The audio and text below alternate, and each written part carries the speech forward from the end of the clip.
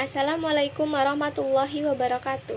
Perkenalkan, nama saya Friska Amalia Gunawan dari kelas 1B dengan prodi PGSD dan mata kuliah Ilmu Pendidikan serta dosen pengampu Bapak Mawardi SSI MPD. Di sini saya akan menjelaskan mengenai pendidikan abad 21, globalisasi dan pendidikan. Globalisasi berawal dari niat negara industri maju untuk menghasilkan produk yang memiliki nilai tambah tinggi dengan muatan ilmu dan teknologi mutakhir. Keterbukaan terhadap informasi yang menyangkut perkembangan ilmu pengetahuan dan penyelenggaraan pendidikan secara menyeluruh. Hal ini berimplikasi terhadap lingkungan dan masyarakat. Berbagai perkembangan dan kemajuan di bidang ilmu pengetahuan, teknologi, seperti kemajuan teknologi komunikasi, informasi, dan unsur budaya. Ciri-ciri masyarakat pada era globalisasi. Tilar menjelaskan, pada abad ini didukung oleh kemajuan teknologi, khususnya ilmu komunikasi yang telah melahirkan suatu bentuk dunia baru. Hal ini berarti komunikasi antara manusia sangatlah mudah, sehingga batas-batas ruang menjadi sirna. Era globalisasi dan dampaknya. Dunia yang penuh keterbukaan memberikan kesempatan-kesempatan baru serta menjadi tantangan baru pula. Adapun dampak negatif dari globalisasi yaitu ancaman terhadap budaya bangsa yang ditandai lahirnya budaya global, lunturnya identitas negara, menurunnya kualitas moral, serta dengan semakin canggihnya teknologi, masyarakat menjadi individualisme. Adapun sisi negatif, ada juga sisi positifnya dari globalisasi, yaitu berkembangnya ilmu pengetahuan dan teknologi, tingkat kehidupan akan menjadi lebih baik, serta meningkatkan kualitas pendidikan dengan kerjasama antar negara. Paradigma dan tujuan pendidikan nasional di abad 21. Di abad ke-21, pendidikan menjadi semakin penting untuk menjamin peserta didik memiliki keterampilan belajar serta berinovasi, yakni keterampilan menggunakan teknologi dan media informasi, serta dapat bekerja dan bertahan dengan menggunakan keterampilan untuk hidup, yaitu disebut life skill. 3 konsep pendidikan abad 21 telah diadaptasi oleh Kementerian Pendidikan dan Kebudayaan Republik Indonesia, yakni untuk mengembangkan kurikulum baru untuk tingkat sekolah dasar, sekolah menengah pertama, sekolah menengah atas, serta sekolah menengah kejuruan. 3 konsep tersebut diadaptasi untuk mengembangkan pendidikan menuju Indonesia kreatif tahun 2045. Konsep pertama, keterampilan abad 21. Keterampilan abad 21 adalah life and career skill, learning and innovation skill, dan information, media, and technology skill. Ketiga keterampilan tersebut telah dirangkum dalam sebuah skema yang disebut dengan Pelangi Keterampilan Pengetahuan Abad 21. Di sini saya akan menjelaskan mengenai apa life and career skill, learning and innovation skill, serta information, media, and technology skill. Pertama, saya akan menjelaskan mengenai life and career skill, yaitu keterampilan hidup dan berkarir yang meliputi fleksibilitas dan adaptabilitas, inisiatif dan mengatur diri, interaksi sosial dan budaya, produktivitas dan akuntabilitas, serta kepemimpinan dan tanggung jawab. Yang kedua yaitu learning and innovation skill, yaitu keterampilan belajar dan berinovasi yang meliputi berpikir kritis dan mengatasi masalah, komunikasi dan kolaborasi, serta kreativitas dan inovasi.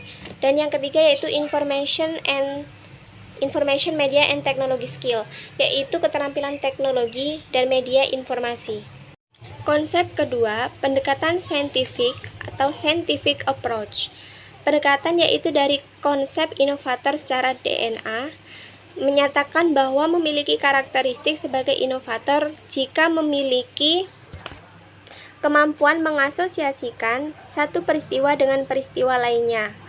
yaitu meliputi aspek associating, kemampuan untuk menghubungkan peristiwa sesuatu dengan yang lainnya atau disebut mengamati. Kedua, questioning, yaitu kemampuan untuk bertanya tentang sesuatu hal yang berkaitan banyak masalah relevan dengan desain atau disebut dengan menanya. Dan yang ketiga, observing, yaitu melakukan pengamatan lingkungan sekelilingnya. Dan yang keempat, networking, yaitu inovator meluangkan banyak waktu untuk menemukan sesuatu yang baru. Serta yang terakhir yaitu experimenting, yaitu inovator secara konstan mencoba dan mengimplementasikan gagasan baru. Ketiga, penilaian authentic assessment. Penilaian autentik adalah pengukuran yang bermakna secara signifikan atas hasil belajar peserta didik untuk ramah sikap, keterampilan, dan pengetahuan. Penilaian autentik digunakan pada pembelajaran dengan pendekatan saintifik yang memiliki karakteristik sebagai berikut, yaitu pertama, penilaian berbasis kompetensi, kedua, pergeseran dan penilaian melalui tes, yaitu yang dimaksud mengukur kompetensi pengetahuan berdasarkan hasil saja, menuju penilaian autentik, yaitu mengukur kompetensi sikap, keterampilan, dan pengetahuan berdasarkan proses dan hasil. Yang ketiga, memperkuat penilaian acuan patokan, yaitu pencapaian hasil belajar didasarkan pada skor yang diperolehnya. Dan yang keempat, penilaian tidak hanya pada level kompetensi dasar, tetapi juga kompetensi inti dan standar kompetensi kelulusan. Dan yang terakhir, mendorong pemanfaatan portofolio yang dibuat siswa sebagai instrumen utama penilaian. 4. Pilar UNESCO. UNESCO atau United Education Scientific and Cultural Organizational merupakan agensi dunia di bawah naungan PBB yang dibentuk pada tanggal 4 November 1946 dan dibentuk oleh 43 negara. Adapun keberhasilan pendidikan abad 21 diukur dari hasil 4 pilar pengalaman belajar atau 4 pilar pendidikan dalam rangka pelaksanaan pendidikan untuk masa sekarang dan masa depan yang diorientasikan pada pencapaian ranah kognitif, afektif, dan psikomotorik. 4 pilar tersebut yaitu, pertama, learning to know, yaitu belajar untuk tahu, mengandung makna bahwa belajar pada dasarnya tidak hanya berorientasi pada hasil belajar tetapi juga pada prosesnya.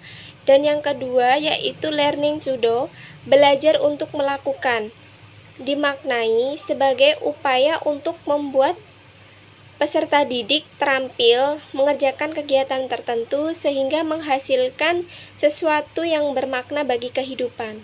Dan yang ketiga yaitu learning to be, belajar menjadi diri sendiri, yaitu peserta didik hendaknya diberdayakan untuk berpikir kritis dan mandiri, serta belajar menjadi diri sendiri akan membentuk peserta didik berperilaku sesuai dengan norma yang ada di masyarakat. Dan yang terakhir yaitu learning to live together, yaitu belajar bersama, belajar untuk menjalani kehidupan bersama, yaitu pada pilar keempat ini belajar sebagai upaya agar siswa dapat hidup bersama dengan sesama secara damai. Sekian presentasi dari saya, kurang lebihnya mohon maaf. Wassalamualaikum warahmatullahi wabarakatuh.